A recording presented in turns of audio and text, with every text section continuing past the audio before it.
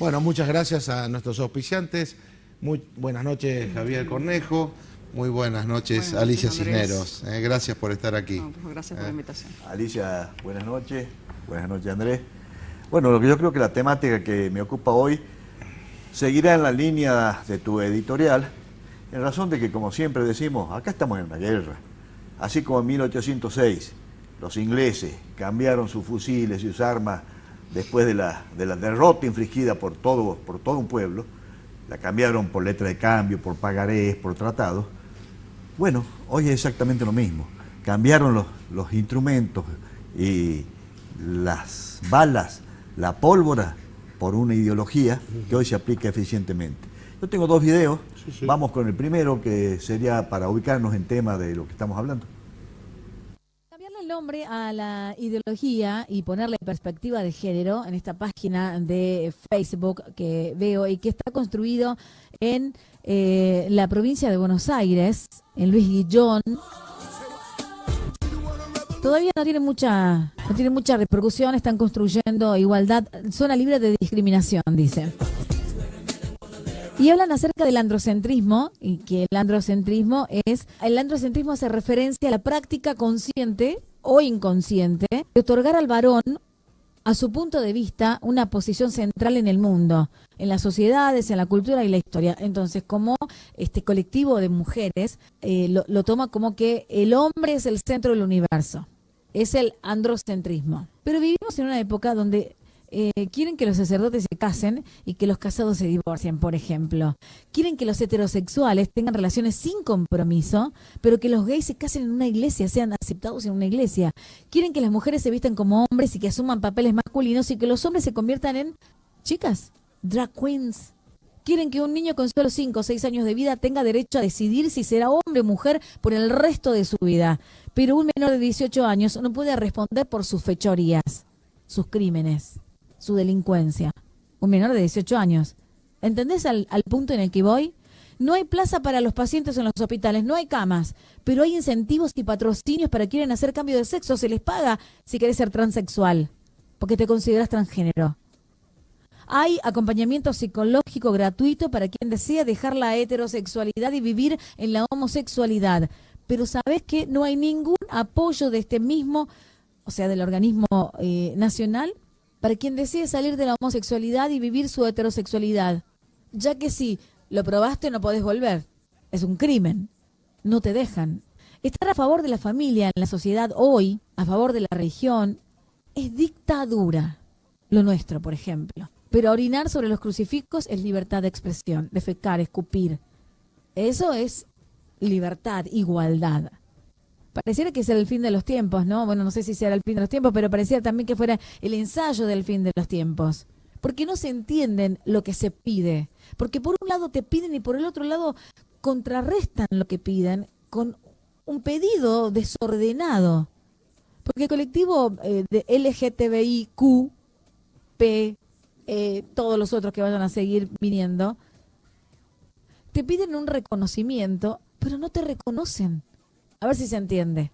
Quieren que sean reconocidos sus derechos, pero desconocen tus derechos.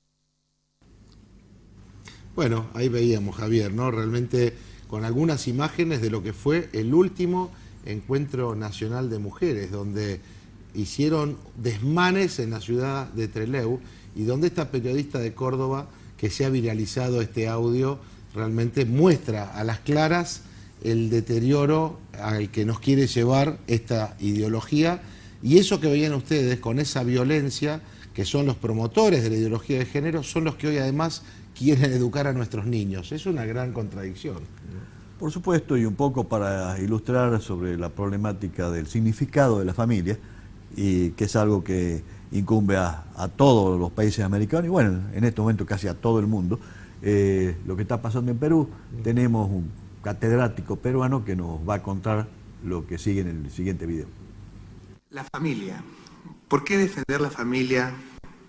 ¿Por qué la familia no podría ser considerado como tal en el caso de personas homosexuales o parejas homosexuales?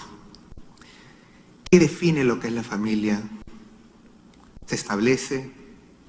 ¿Se opina? ¿Se vota? ¿Qué es la familia? Y quisiera repasar brevemente en una presentación siguiente algunos términos básicos que son muy importantes comprenderlo para poder entender por qué se considera o se reconoce la familia como tal y no se podría reconocer a otro tipo de familia. Por ejemplo, ¿qué es la orientación sexual? Tanto se habla de LGTBIQ y uno sabe que es lesbianas, gays, bisexuales, y que en realidad el día de hoy existen 67 orientaciones sexuales. Pero ¿qué son las orientaciones sexuales? ¿Y por qué se habla de derechos LGTBI? ¿Existen derechos LGTBI? ¿Matrimonio homosexual? ¿Unión civil? ¿Cuál es la diferencia entre sexo e identidad de género o identidad sexual? Siguiente. Según la Asociación Americana de Psicología, fuente científica, neutral, vigente de los Estados Unidos, se explica que la orientación sexual es una atracción. Por mucho tiempo se pensaba que la orientación sexual, o sea, la homosexualidad, era una condición del ser humano, equivalente al sexo hombre o mujer, o a la raza o el color de piel. Y en función a esta premisa se hicieron muchas presunciones, que así como se luchó por la libertad de la gente de color negro y después por la mujer, ahora pues toca la emancipación de los homosexuales. Pero esto no es más que una falacia, porque pertenecen a dos categorías distintas. La raza y el sexo son condiciones inherentes del ser humano que uno no elige, nace hombre o mujer, o de un color de piel u otro. Es más, corrijo, ni siquiera se nace hombre o mujer. Desde antes que uno nazca, es hombre o mujer. Esto no es una cuestión religiosa, esto no es una opinión, esto es la realidad científica. En el momento de la concepción se forma un ADN único con todas las características que el ser humano va a tener durante toda su vida y que permanecen aún muertos. Por ejemplo, en el Perú se encontró hace poco los huesos, los restos de la señora de Caral, la ciudad más antigua de Lima. Y se descubrió que era una mujer. ¿Cómo? Mediante la antropología forense. Porque existen huesos masculinos y huesos femeninos. Cromosomas masculinos, cromosomas femeninos. Composición cerebral masculina, composición cerebral femenina. Genitales, ADN, la epigenética. Cada aspecto del ser humano evidencia, corrobora objetivamente lo que uno es. Entonces, desde antes que nazcas y después de muerto, uno tiene un sexo que es inmutable. Pero la orientación sexual, según lo define la psicología, es solamente una atracción, es un gusto. Y este gusto puede ser romántico, sexual o afectivo, duradero hacia otros, pero finalmente es un gusto. Uno podría decir entonces, así como hay orientaciones sexuales, también existen orientaciones gastronómicas y orientaciones deportivas, que son gustos. Y si a alguien no le gusta el cuy, no es cuifóbico. Si a alguien no le gusta a los hombres, no es homofóbico. Y si a alguien no le gusta la Alianza Lima, no es alianzafóbico. Porque las atracciones, los gustos, los sentimientos no pueden ser ni protegidos, ni promovidos por la ley, ni regulados. ¿Por qué? Porque pertenecen al ámbito íntimo y privado del ser humano. ¿Y qué es entonces la identidad de género? Tercer término. Orientación sexual, un gusto. Sexo es lo que uno es. Ni se nace, ni se muere, uno trasciende. Es inmodificable el sexo. El hombre se puede mutilar un órgano saludable del cuerpo, pero basta con un cabello, una gota de sangre, ADN, hombre. El sexo es incambiable, no se modifica, imposible. Uno se puede mutilar, pero no modificar su sexo. Entonces, la legislación y las políticas públicas, el derecho nacional e internacional, tienen que emitir votos de conciencia. ¿Por qué se habla de conciencia? Porque es con ciencia, con conocimiento, lo que está verificado por la misma ciencia. No tiene nada que ver con la creencia religiosa, no tiene nada que ver con la opinión. Es ciencia pura, dura, verificable a través de la anatomía, la genética La epigenética es lo que somos, es la antropología, el estudio del ser humano. Pero hoy en día se quiere abolir al ser humano racional, científico, y reemplazarlo por un ser teledirigido, un ser emotivo, un ser subjetivo. ¿Qué es entonces la identidad de género? Esta expresión. La identidad de género es esta noción falsa de que uno puede construir su propio sexo o su propia identidad. Y para hacerlo más coherente o más persuasivo, colocan al sexo un adjetivo, el sexo biológico y el sexo psicológico. Pero no hay sexo biológico ni psicológico, el sexo es hombre o mujer. Porque que un hombre se sienta mujer, ¿lo convierte en mujer? ¿Y cómo sabemos que no? Si él dice, soy mujer, si él gana la batalla jurídica y política para que lo llamen mujer, ¿es mujer? Si te mete a la cárcel, ¿es mujer? Si te mata, ¿es mujer? No es mujer. Porque son hechos objetivos, científicos, corroborables, que escapan la opinión subjetiva del ser humano. Pero esta teoría falsa dice que uno puede construir su identidad sexual en función a sus experiencias subjetivas. Y la psiquiatría clasifica esto hasta el día de hoy, según la DSM-5, que es la Asociación Americana de Psiquiatría del año 2015, y el CIE-10, que es la Clasificación Internacional de Enfermedades de la 10ª edición de la Organización Mundial de la Salud, como trastornos de identidad. Porque el problema no es físico, el problema es psicológico. Y se le clasifica como disforia de género. En el DSM-4 se le clasificaba como disforia de identidad de género. O sea, han retirado un término clínico y lo están promoviendo en política pública para que de ella emanen supuestos derechos. Bueno, ahí veíamos, ¿no? Realmente Rosas es el que en Perú dio origen a este gran, digamos, podríamos decir, emblema de que con tus hijos no te metas, digamos, con mis hijos no te metas, ¿no? Es decir, surgió desde allí, así que yo creo que clarísimo, ¿no? Muy claro.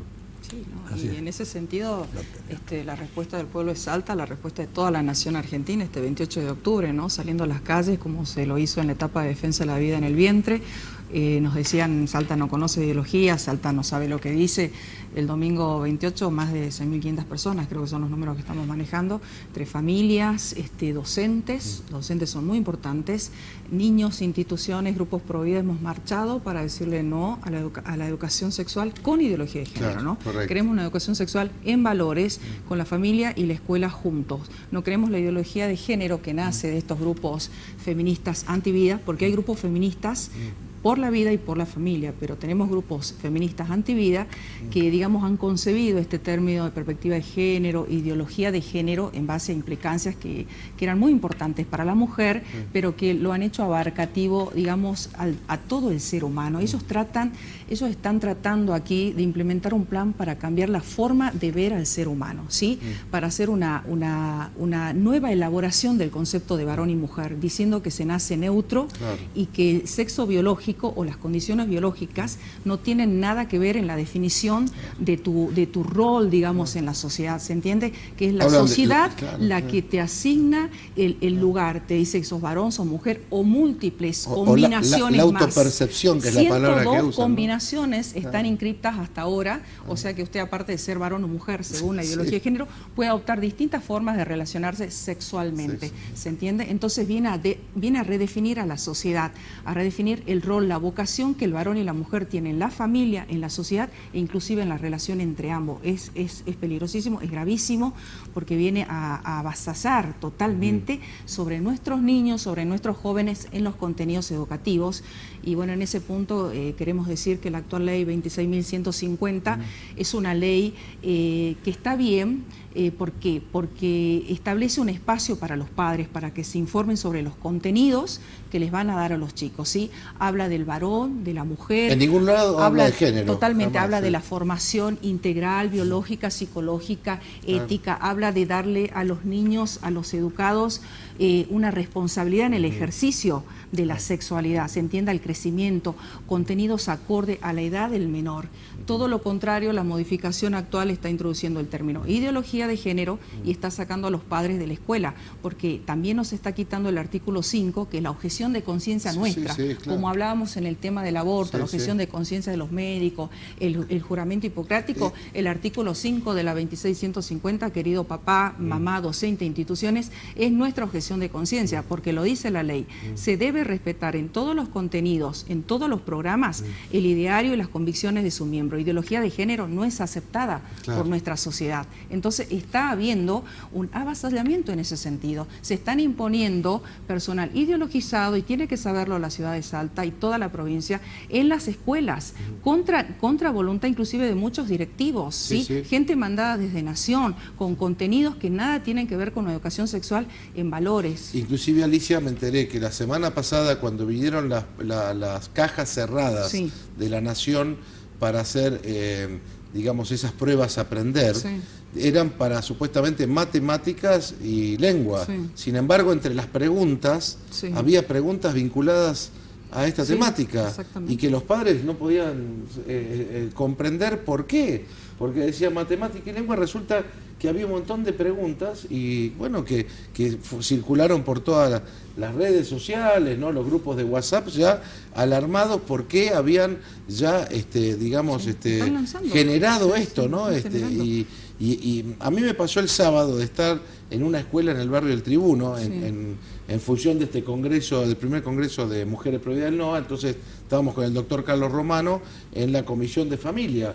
Resulta que estábamos en el patio de la escuela, y todo el patio de la escuela, la escuela Arias Sarabia de Linares de Arias, que es barrio del Tribuno, al fondo del barrio del Tribuno. Y bueno, todas las paredes de la escuela con ideología de género, puesto con cartulinas, con los ejercicios que le hacen hacer a los chicos. De hecho, hay una foto que tengo, no la traje, pero dice estereotipos. Estereotipos bien concretos, es decir, quieren borrar, por eso dicen, hasta el tema de los juegos, el tema de las lecturas, y hacer todo neutro. Totalmente. Todo neutro. Inclusive Y a eso le llaman igualdad. Inclusive hasta algo tan privado como son el uso de los sanitarios, hacer baños únicos para ambos, para varón y mujer, ¿no? Es tremendo.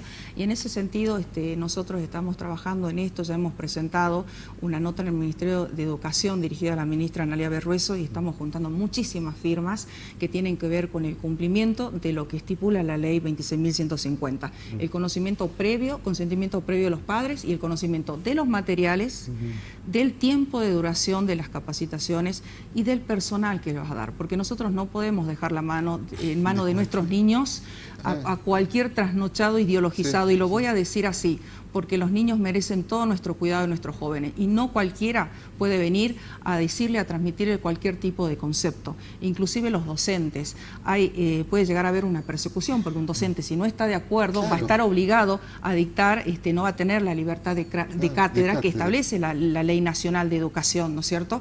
Entonces va a tener que ser obligado a transmitir algo con lo que él no comulga, porque sabe exactamente que no tiene ningún sustento biológico. Entonces, esto es un avasallamiento, es como vos decís, es una dictadura. Yo creo que esto no es tolerancia, esto no es respeto, ¿sí? Nosotros no estamos en contra de las personas que toman alguna cierta decisión en su vida en base a la historia dura, difícil, que puedan ellos tener. Nosotros estamos en contra del lobby homosexual, que es muy diferente y que intenta nosotros... O hipersexualizar a los chicos de la escuela, ¿no? Intenta a nosotros imponerles su forma de ver, de percibir las realidades, ¿sí? Que ellos tienen. Entonces hay un límite, para todo hay un límite. Eso no es tolerancia, no es respeto, ya es exceden los límites de cualquier tipo de convivencia, ¿no? Ahora, Alicia, hay en los grupos de WhatsApp una carta que se ha hecho por grupos de abogados pro vida, para que los padres puedan entregar esto a los colegios. Ahí estaría también la objeción de conciencia. ¿El docente